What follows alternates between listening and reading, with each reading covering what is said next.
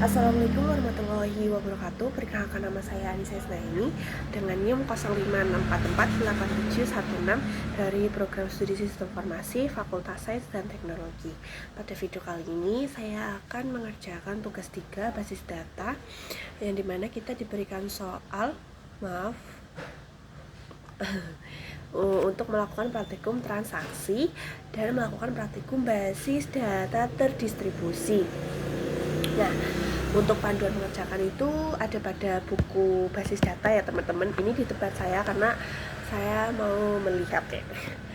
Lanjut kita ke aplikasinya. Saya masih menggunakan XAMPP karena di buku panduan karena di buku panduan itu pakai XAMPP. Nanti tampilannya kalau sudah di-startkan semua, nanti tampilannya akan seperti ini. Nggak semuanya, cuma 2, yaitu MySQL sama apa gitu. Nah, itu nanti tampilannya seperti ini. Nah, nanti kita ke database tugas 2 karena saya akan melanjutkan praktek 3 itu di tugas 2 karena saya tidak mau mengulang lagi. Nah, ini untuk tugas 2, dan pastikan tipenya itu InnoDB semua. Nah, lanjut kita ke transaksi 1. Transaksi 1 itu dengan klik routines, terus itu kita ke create new relation, terus kita ketik transaksi 1, terus kita drop. Nah, untuk ada di perimeternya ini, untuk perintahnya saya sudah membuat, jadi kita tinggal salin untuk mempersingkat waktu. Kita coba go kan, sudah jadi, kita cek. Nah, jadi untuk transaksi ini kita menambahkan nama pasien, ID pasien, jenis kelamin, sama alamat pasien. Nah, di sini saya menambahkan nama Melisa dengan jenis kelamin perempuan, terus alamatnya itu Kebumen. Tetapi karena saya di sini tidak menggunakan perintah commit, jadi nama Melisa ini tidak terdapat pada database table pasien. Karena untuk menampilkan nama Melisa pada database pasien ini harus menambahkan perintah commit. Contohnya seperti ini. Kita coba edit. Nah, kita edit, kita tambahkan perintah commit.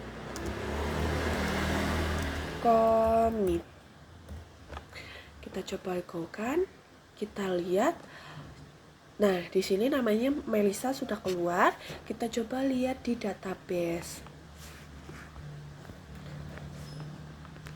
Nah, ini nama Melisa itu sudah keluar ya teman-teman. Jadi commit ini digunakan untuk menyimpan seluruh perubahan transaksi secara permanen ke dalam database. Jadi di sini, jadi untuk perintah commit sudah berhasil ya teman-teman.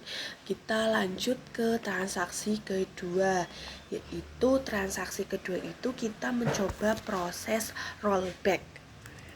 Transaksi 2 kita coba drop. Nah, kita salin lagi untuk tugas 2.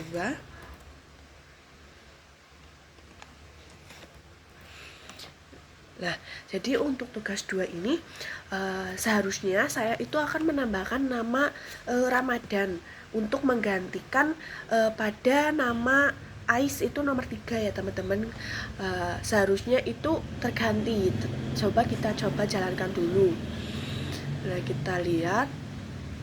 Nah, di sini rollback ini perintahnya itu saya akan mengubah nama Ais ini menjadi Ramadan, tetapi di sini saya menggunakan proses perintah rollback. Nah, rollback ini digunakannya itu untuk membatalkan seluruh perubahan transaksi dan pengembalikan database ke kondisi sebelum transaksi dimulai.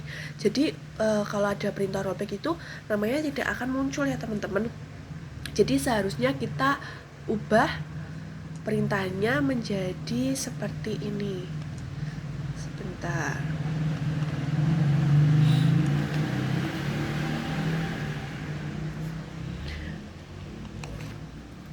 Nah, jadi di sini perintahnya itu saya akan menambahkan nama Siti dari Lampung. Maaf, jenis kelaminnya harusnya perempuan. Tetapi di sini saya menggunakan perintah rollback. Jadi seharusnya nanti nama Siti itu tidak akan keluar karena perintah rollback ini akan menggugurkan nama Siti. Nah, terus kita update untuk pasien untuk namanya itu Ramadan, terus kita ubah ke ID pasien nomor 3 yaitu Ais. Itu kita ubah ke nama Ramadan. Kita coba jalankan. Nah, kita lihat hasilnya.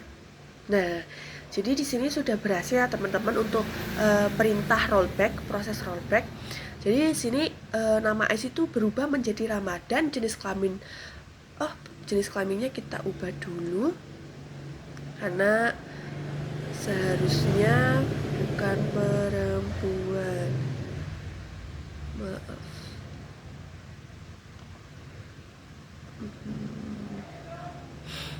Harusnya yang tadi ya teman-teman. Ya sudah, kita coba ubah aja. Namanya kita ubah dikarenakan nggak apa-apa ding, Ramadan. Jadi sebelumnya saya minta maaf teman-teman, seharusnya tadi yang perintah sebelumnya itu kita harusnya merubah perintah jenis kelamin, harusnya itu laki-laki, tetapi di sini jenis kelaminnya itu perempuan. Nah, kita lanjut. Jadi ini sudah berhasil ya teman-teman. Kita coba cek juga ke database pasien. Ramadan sudah berubah, tetapi di sini jenis kelaminnya maaf perempuan. Terus kita coba di sini juga nggak ada nama Siti ya teman-teman, karena tadi Siti itu menggunakan perintah rollback. Jadi nama Siti itu digugurkan. Selanjutnya kita ke transaksi nomor 3. Transaksi 3 ini saya akan melakukan proses checkpoint. Jadi untuk transaksi 3 itu perintahnya akan seperti ini.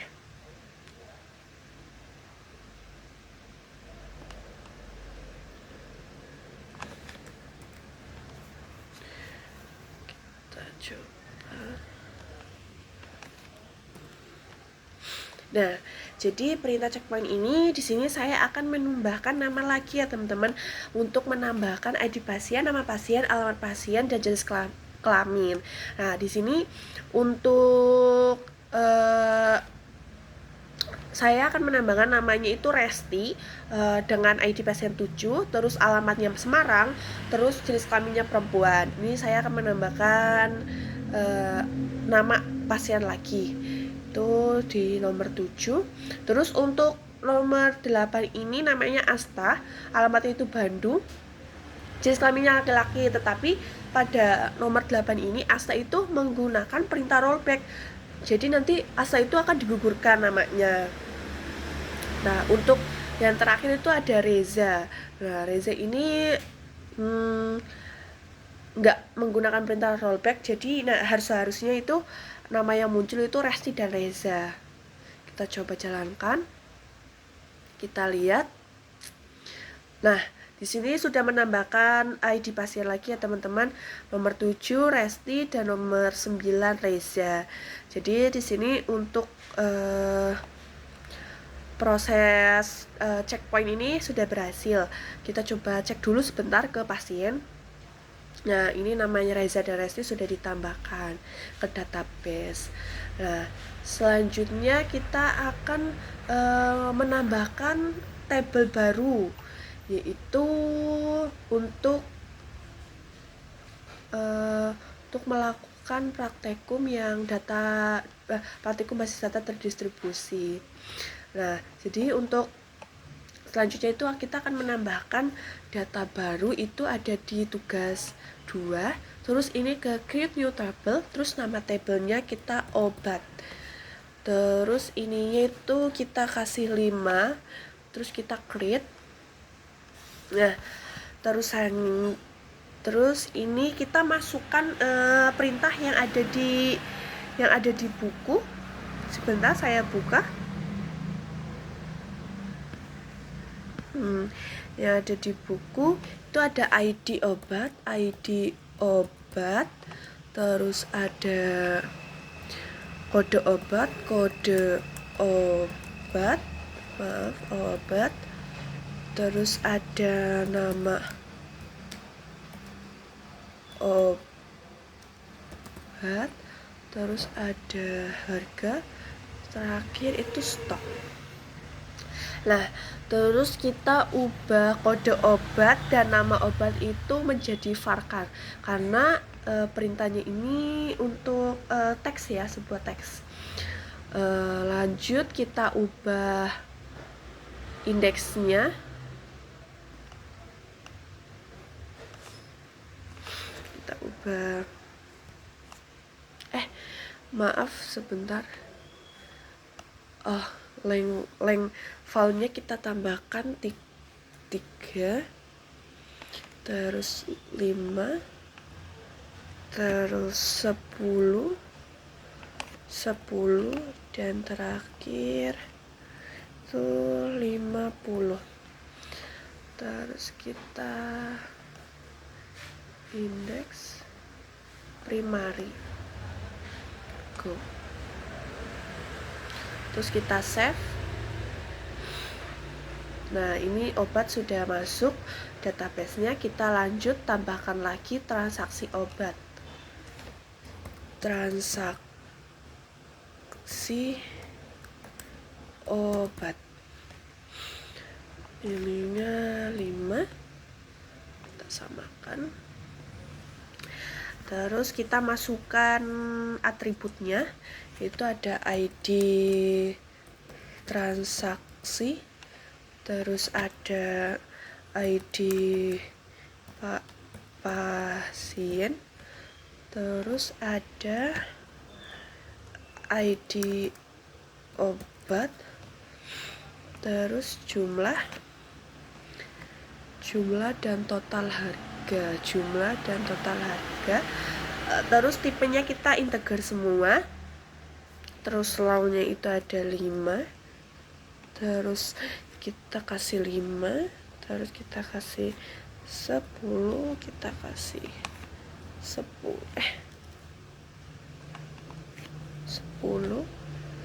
terus terakhir itu 30.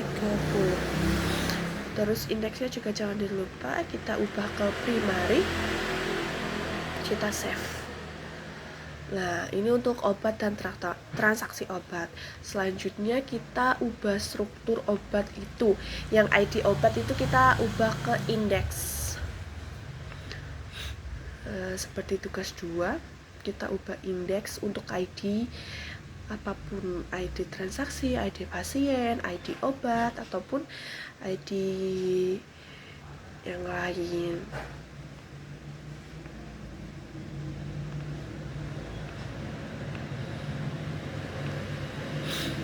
Nah, setelah selesai kita akan klik more terus ke designer. Nah,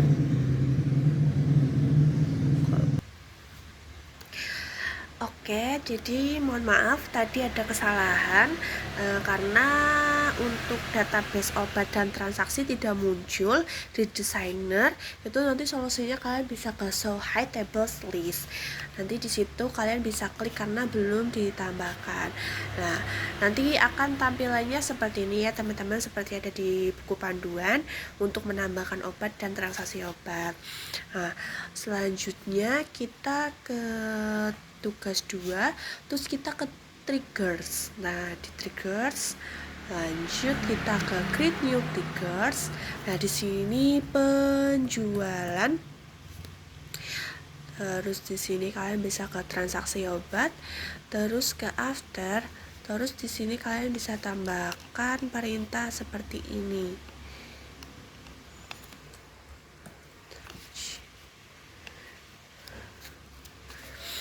Terus go. Nah, setelah selesai kita oke, terus kita ke obat, terus kita tambahkan nama obatnya ya teman-teman. Jadi di sini ID obat kita tambahkan nomor 1, terus untuk kode obat 0001. Maaf, ini sudah ada karena saya sudah pernah mencoba untuk praktek. Terus kita ke amikacin, namanya untuk harganya kita 20.000 dan stoknya itu kita kasih 50. Kita coba jalankan, kita go. Ini untuk obatnya sudah, terus kita lanjut untuk obat yang lain. Itu ada nomor 2, terus ada A002 kodenya, terus nama obatnya itu ada di, maaf, kita lihat obatnya ada di amoxolin,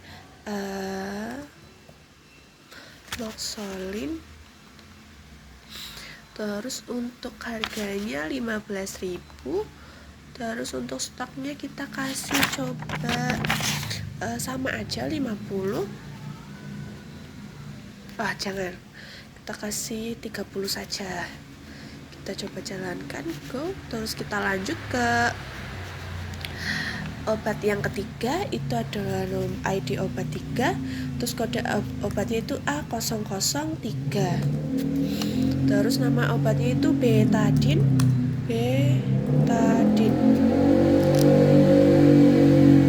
Untuk harganya 7.000, 1, 2, 3.